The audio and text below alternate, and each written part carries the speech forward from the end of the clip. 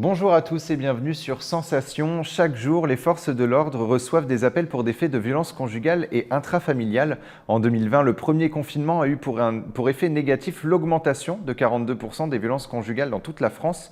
Et au sein de la Maison de prévention et de protection des familles, les gendarmes mettent un point d'honneur à accueillir les victimes et agir contre les violences conjugales au quotidien. Et pour en parler avec nous, je reçois aujourd'hui Geoffrey de Giacomo, adjudant-chef et référent violence intrafamiliale à la gendarmerie de l'Essonne. Bonjour. Bonjour. Alors la maison de prévention et de protection des familles a été implantée en Essonne pour agir contre les violences conjugales et intrafamiliales. Comment a-t-elle pu voir le jour ? Alors en fait, cette unité est née à l'issue du Grenelle sur les violences conjugales, où la gendarmerie a pris en compte ce phénomène et a décidé de mettre en œuvre pas mal de mesures, notamment en premier lieu un cycle de formation pour les gendarmes.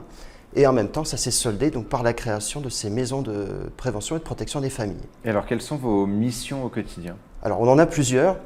La première, déjà, c'est à partir du moment où on traite d'atteinte aux personnes, puisque la MPPF n'est pas dédiée uniquement aux violences intrafamiliales. Elle s'adresse à toutes les populations dites vulnérables, les mineurs, les familles, les seniors et également les personnes en situation de handicap. Et dans son action, si vous voulez, il est important, quand on parle d'atteinte aux personnes, d'avoir une action globale. Et la gendarmerie, à elle toute seule, ne peut pas tout faire. Et elle a besoin pour ça de pouvoir s'appuyer sur les partenaires, comme les associations, et il y en a beaucoup en Essonne, on a énormément de chance, mais également les magistrats du parquet spécialisés dans les violences conjugales, les magistrats spécialisés dans les mineurs, le département, les associations, les collectivités territoriales.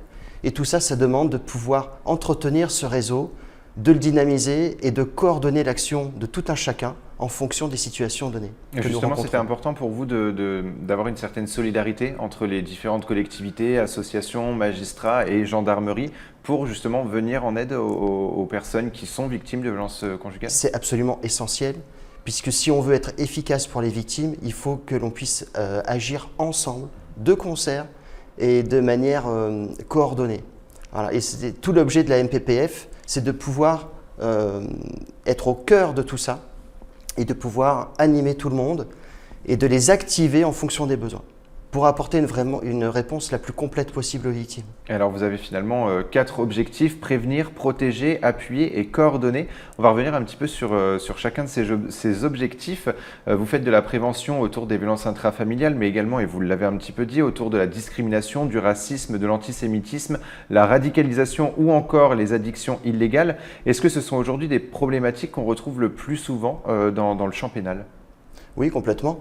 Complètement, et finalement on se rend compte que même si aujourd'hui la priorité est clairement donnée par la Direction générale de la gendarmerie, mais aussi par l'État, si la priorité est donnée aux violences intrafamiliales et aux violences conjugales en particulier, on se rend compte que toutes ces thématiques, finalement, on peut les retrouver au sein d'une cellule familiale.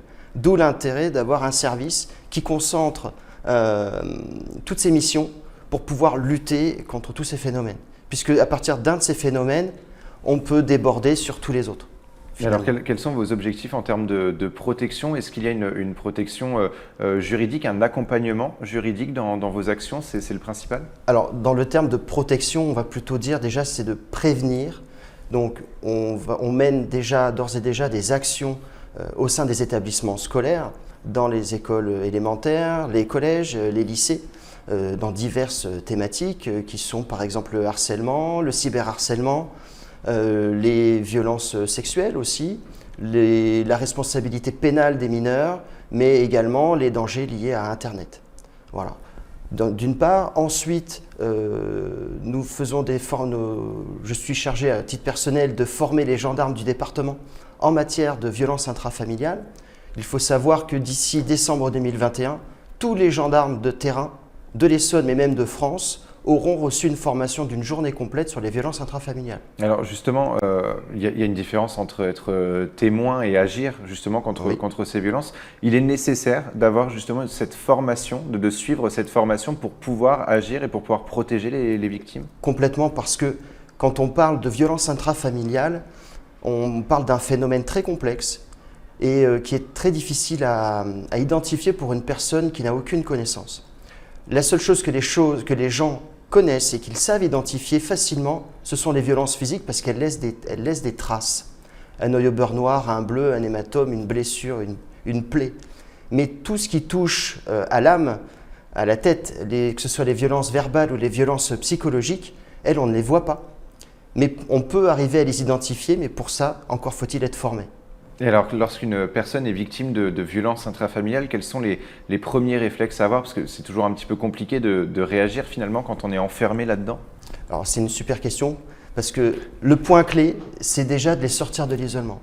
Il faut savoir qu'une victime qui est victime de violences intrafamiliales, il y a un domaine de domination qui s'exerce au sein de cette cellule familiale, où un des éléments de la famille va chercher à dominer tout le monde. C'est un phénomène qui est évolutif et qui va s'aggraver au fil du temps et qui va avoir pour effet de détruire totalement les personnes, que ce soit à l'intérieur d'elles-mêmes, mais en même temps qui va leur faire perdre totalement leur faire perdre leur estime de soi et leur confiance en elles. D'où l'importance de les sortir de l'isolement et ensuite surtout de les croire. C'est la première des choses, la première des priorités. Une victime, une personne qui va vous évoquer des violences, on doit la croire parce que c'est la condition impérative pour libérer sa parole et qu'elle ait envie de vous raconter le reste. Et alors, on parle bien souvent de violences faites aux femmes et aux enfants. Les hommes aussi peuvent être victimes de violences conjugales. On en parle peut-être un petit peu moins. Est-ce que vous accompagnez aussi cette forme de violence envers les hommes? Bien entendu, au sein de la MPPF, il n'y a aucune discrimination, bien entendu. Donc au contraire, les hommes et les femmes sont pris en compte, les filles et les garçons, quelles que soient les personnes. J'ai même envie de dire, même quel que soit le genre, quelle que soit l'orientation sexuelle, il n'y a aucune distinction de fait. Ça, c'est très important. Et il est important aussi de préciser que la part des hommes dans les violences intrafamiliales, notamment au sein de l'Essonne, c'est de l'ordre de 20%. Donc ce n'est pas rien, ce n'est pas négligeable, même si effectivement les victimes les plus importantes, ce sont des femmes, il y a aussi des hommes, et il faut se dire que pour eux, c'est encore plus difficile de venir déposer plainte parce qu'ils sont soumis au regard des autres. Alors que ce soit homme ou femme, finalement, il y a aussi un sentiment de culpabilité. Quand on est victime de violence, finalement, on a tous les maux contre nous. Comment est-ce que vous faites pour justement déculpabiliser ces victimes lorsqu'elles ont le courage peut-être de faire appel à vous? Comment est-ce que vous les déculpabilisez? Alors déjà, la première chose à faire, c'est de ne jamais leur demander pourquoi. Rien que le mot « pourquoi », ça culpabilise. Donc déjà, si vous avez face à vous une victime de violence, on ne lui dit pas « mais pourquoi tu n'es pas parti, pourquoi tu ne l'as pas dénoncé, pourquoi tu n'as pas fait ci, pourquoi tu n'as pas fait ça ». Ça, c'est la première chose. Deuxièmement, elle a une estime d'elle qui est complètement anéantie par ce conjoint, par cette personne violente, et il faut l'encourager et lui dire déjà qu'elle est courageuse et ce qu'elle est en train de faire en me parlant, ben c'est formidable, c'est génial, que c'est extrêmement courageux. Il faut l'encourager, il faut la soutenir et il faut surtout ne pas hésiter à leur poser la question clairement si elles ont déjà été victimes de violences, quelles qu'elles soient. Si on ne pose pas la question déjà, on n'aura pas la réponse, d'une part. Et d'autre part, si on ne pose pas la question, ça veut dire qu'on n'est peut-être pas prêt à entendre sa réponse. Par contre, quand vous êtes d'accord avec moi, si vous posez une question, ça veut dire que vous êtes prêt à savoir vraiment. Et là, ça peut libérer la parole. Et ensuite, c'est de savoir les rassurer, de leur dire déjà qu'on les croit, qu'on va les accompagner. Lui, il leur fait croire qu'elles sont seules. Ben, nous, on va leur montrer qu'elles ne sont plus seules, puisque maintenant, il y a nous et qu'on va les orienter vers d'autres structures, des associations qui vont les aider, les soutenir, les accompagner. Ce qui est important, finalement, c'est de montrer qu'il y a eu un avant, mais qu'il y a surtout un après pour ces victimes. Exactement. Et surtout, bien leur faire comprendre, mettre des mots sur ce qu'elles vivent, parce que dans tout ce qu'elles vivent, dans ce phénomène d'emprise, il y a un phénomène de banalisation du quotidien, une banalisation de la violence. Or, la priorité, c'est de pouvoir mettre des mots sur ce qu'elles vivent et de leur faire prendre conscience que ce sont des victimes à part entière au sens pénal du terme. Et qu'à partir de là, ce sont des justiciables. Elles peuvent déposer plainte pour avoir justice. Alors, si vous êtes victime en cas d'urgence, il faut faire le 17. Pour les femmes victimes de violences conjugales, un numéro existe, c'est le 3919. Pour les enfants, c'est le 119. Merci beaucoup, Geoffrey de Giacomo, d'avoir été avec nous sur Sensation. Je rappelle que vous êtes adjudant-chef et référent violence intrafamiliale à la gendarmerie de l'Essonne.